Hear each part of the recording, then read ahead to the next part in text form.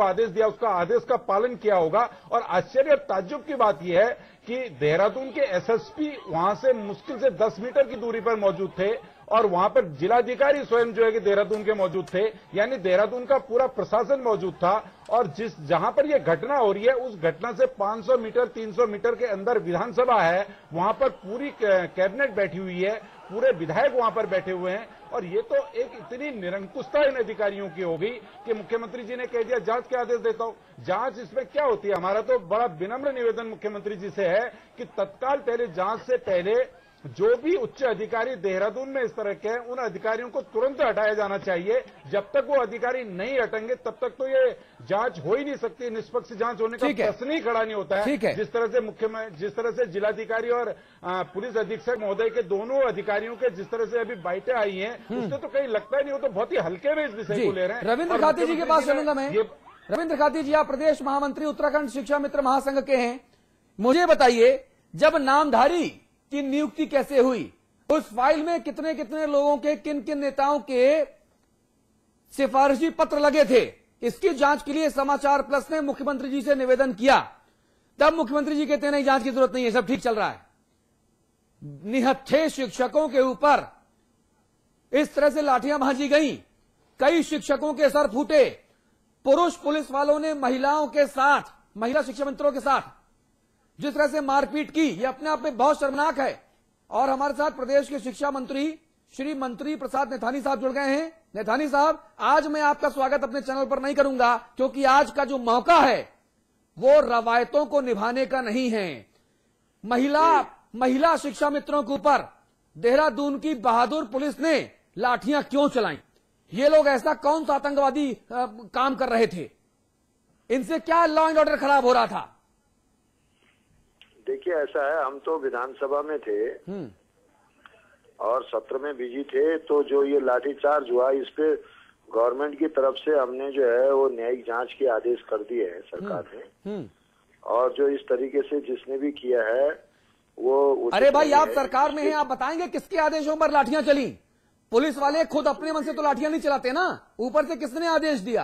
ऐसा, यही तो न्यायिक जांच की बात की हमने। हाँ, कि किसने ऐसा आदेश दिया, जबकि कोई वो शिक्षक हैं, शिक्षक कोई ऐसी बात नहीं करते हैं। और इस तरीके से जो हुआ है तो वो उसी के संदर्भ में जो है सरकार ने न्यायिक जांच के आदेश दिए हैं और उसकी जो जांच आएगी उसके आधार पे नामधारी जो है उसकी नियुक्ति, सुखदेव सिंह नामधारी की नियुक्ति अल्पसंख्यक आयोग के अध्यक्ष पद पर किसकी सिफारिश से हुई? मुख्यमंत्री जी के पास इसकी जांच कराने का टाइम नहीं है, लेकिन निहत्थे शिक्षकों को दड़ा दड़ा कर मारा पीटा गया, कई महिलाओं के सर फूटे, कई शिक्षकों के हाथ पांव टूटे, कई को गंभीर चोटें आई, इसकी जांच कराने की बात हो रही है। अंधेर गर्दी मची हुई क्या प्रदेश में? हम सरकार की मंशा ये कभी नहीं रही है हमारी कि इस तरीके से जो बातें हों, लेकिन जो हुआ है वो उसके बारे में बिल्कुल न्यायिक जांच की बात हुई है और जो जांच की रिपोर्ट आएगी उसके आधार पे कार्रवाई की जाएगी। रविंद्र खाती जी, मंत्री से कुछ बात करना चाहते हैं आप?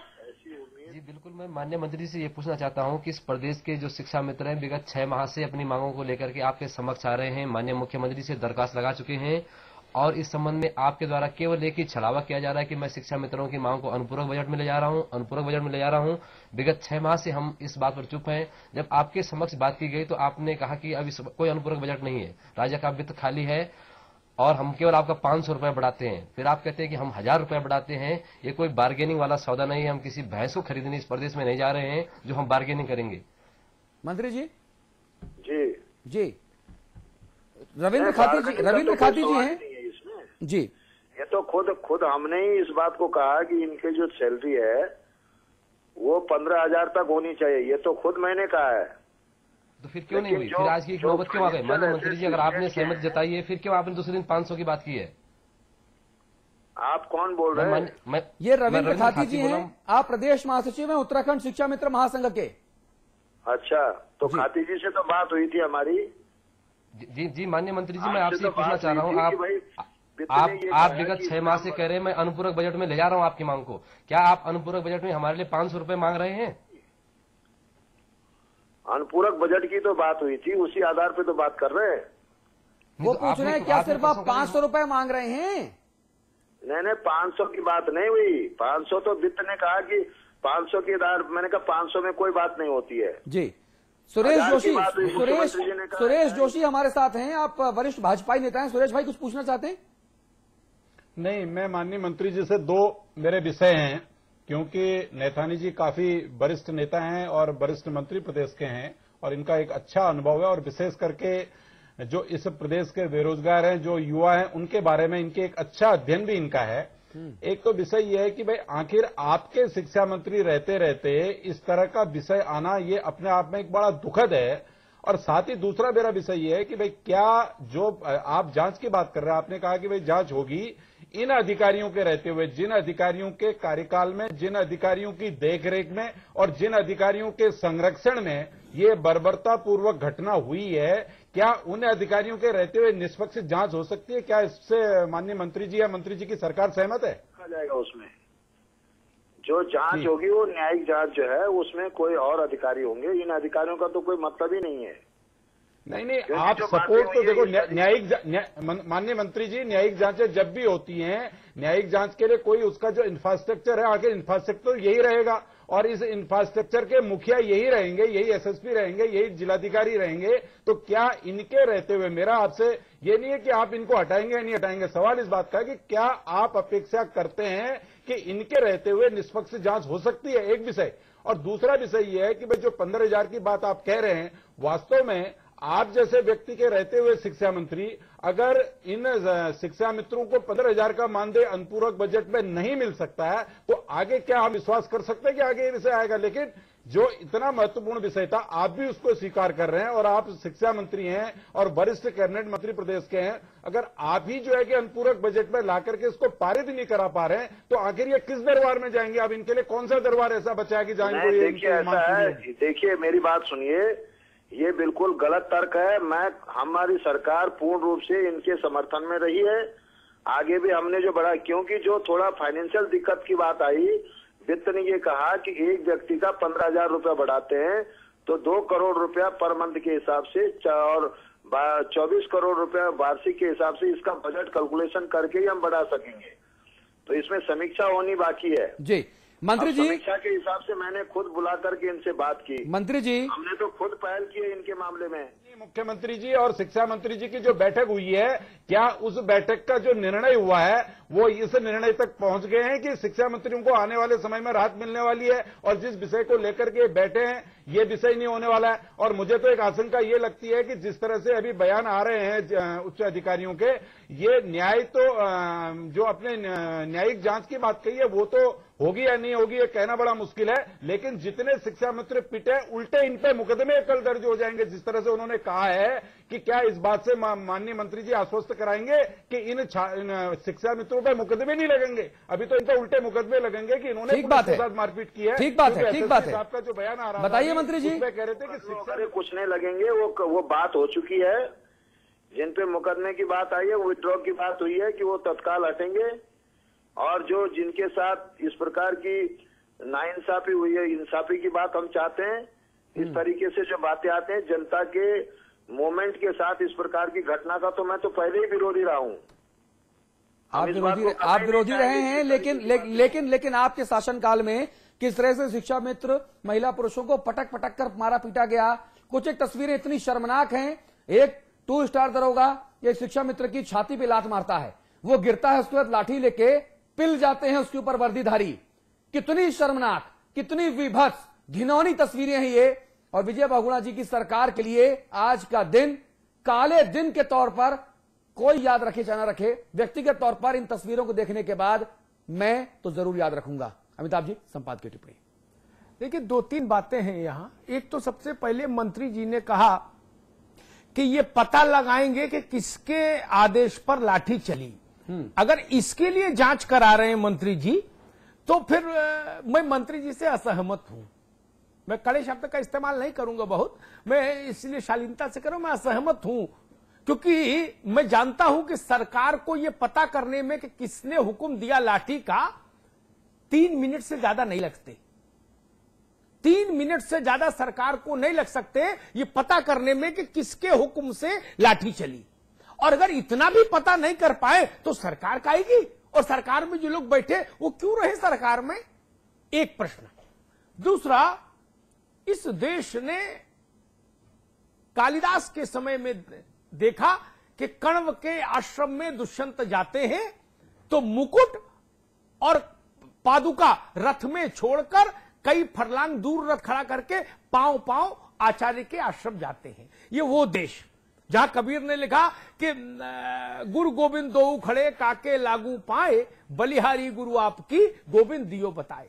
आपने उन गुरुओं को सड़क पर गिरा गिरा के मारा। ऐसा कभी पराक्रम अपराधियों के साथ, लुटेरों के साथ, चोरों के साथ दिखाया होता तो प्रसन्नता होती, लगता कि इकबाल है हुकूमत का। ये जब आप इस तरह की बात कहते हैं ना कि किसके आदेश से ऐसा हुआ, इसको पता लगाने के लिए मजिस्ट्रेट इंक्वायरी ऑफ अनाउंस कर रहे हैं, तो बड़ा मुझे हास्यास्पद लगता है। लगता है क्या गोलमोल कर रहे हैं भाई, किसको आप गोली देने की कोशिश कर रहे हैं, अपने आप को, जनता को या मीडिया को? और तीनों में से कोई स्वीकार करने को तैयार नहीं। आप भले स्वीकार कर लें, अपनी गोली खुद खाएं, वहां तक तो ठीक है, न मीडिया मानेगी इस बात को, न जनता मानेगी।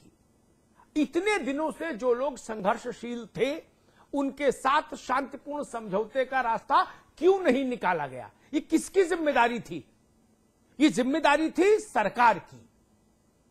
क्यों ऐसी स्थिति आई कि पुलिस और शिक्षा मित्र आमने सामने हो गए? क्यों आई? देखना होगा। लोकतंत्र में निर्वाचित सरकारों का काम क्या है? अगर पुलिस के जरिए ही शासन और प्रशासन चलाना है तो फिर मंत्री और मुख्यमंत्रियों की जरूरत कहां, विधायक और सांसदों की जरूरत कहां है? कैसे कैसे तर्क? मैं मंत्री प्रसाद नैथानी की बात से बिल्कुल असहमत हूं। जिस आदमी ने दूर से भी शीशे के पार जा, शीशे से भी राजकाज चलता देखा होगा, उसको पता होगा कि एक फोन कॉल पर पता लगता है। मुख्यमंत्री डीजीपी से पूछते कि 5 मिनट में बताइए किसने आदेश दिया था लाठी चलाने का, तो सुरेश जोशी 5 मिनट में जवाब आता या नहीं आता? कैसी बात करते हैं? इसके लिए कोई आयोग बैठेगा? जो दिख रहा है, जो लोग मौजूद हैं वहां पर घटना स्थल पर, उसके फुटेज हैं, कैसी बात कर रहे हैं? किसकी जांच होगी? कम से कम टोकन के तौर पर सरकार की ओर से कुछ कार्रवाई होनी चाहिए थी, जिससे कुछ मरहम लगता इन अध्यापकों पर। और मैं तो एक बात कहता हूं, जो समाज अपने अध्यापकों का सम्मान नहीं कर सकता, जो शासन अपने अध्यापक गुरुओं का सम्मान नहीं कर सकता, मेरी नजर में इससे कोई फर्क नहीं वो यूनिवर्सिटी का हेड ऑफ द डिपार्टमेंट है या शिक्षा मित्र है कम पैसे वाला। अध्यापक अध्यापक है, उसकी गरिमा का सम्मान होना चाहिए था। अव्वल तो व्यक्ति की इंडिविजुअल गरिमा का भी सम्मान करे शासन, लेकिन उसको छोड़ भी दीजिए आप, तो भी अध्यापक का सम्मान होना चाहिए। और अगर अध्यापक पर लाठी पड़ती है तो मैं एक पंक्ति में अपनी बात समाप्त करूंगा। ये लाठी उत्तराखंड पर है, ये लाठी गौमुख पर है, ये लाठी हिमालय के मस्तक पर है जो आपने अध्यापकों पर चलाई है। जी। और मुख्यमंत्री जी, आपकी सरकार के लिए, पूरी गवर्नेंस के लिए, पूरे सिस्टम के लिए यह बहुत शर्मनाक है, यह बहुत भद्दा मजाक है कि 6 दिनों से कड़कड़ाती ठंड में शिक्षा मित्र महिला पुरुष अपने बच्चों को लेकर भी कुछ महिलाएं बैठी हुई थी, तस्वीरें हमारे पास हम दिखा रहे हैं। पुलिस वाले अचानक से ना महिलाओं को देखा ना पुरुषों को देखा, लाठियां मारना चालू कर दिया। आप सोचिए, तस्वीरें देखिए, खुदा ना करे, भगवान ना करे, अगर हम में आप में से किसी के परिवार की कोई महिला कोई पुरुष इन लोगों में शामिल होता तो हमारे आपके ऊपर क्या बीती। देखिए, आप देखिए मुख्यमंत्री जी, बेहद शर्मनाक तस्वीरें हैं ये, और उत्तराखंड की जनता इन तस्वीरों के लिए सरकार के मुखिया होने के नाते आपसे जवाब मांगेगी कि ये क्यों करवाया, हमारी गलती क्या थी मुख्यमंत्री जी। और जब प्रदेश की जनता ये सवाल पूछेगी आपसे, जैसा मैं पूछ रहा हूं इस वक्त, व्यक्तिगत तौर पर ही सही, एक पत्रकार के तौर पर सही, कि मुख्यमंत्री जी जो लोग प्रदर्शन कर रहे हैं उनकी गलती क्या थी, जवाब दीजिए मुख्यमंत्री जी। उत्तराखंड की जनता आपसे सवाल कर रही है और आज नहीं तो कल आपको जवाब देना पड़ेगा। कब तक अनसुना करेंगे आप मुख्यमंत्री जी? निहत्थों के ऊपर जिस तरह से आज लाठियां चलाई गई, ये सरासर शर्मनाक है, कायरता है, बेहद जो हुड़दंग किया पुलिस वालों ने, यह सरासर नाइंसाफी है मुख्यमंत्री जी, नाइंसाफी है। नमस्कार।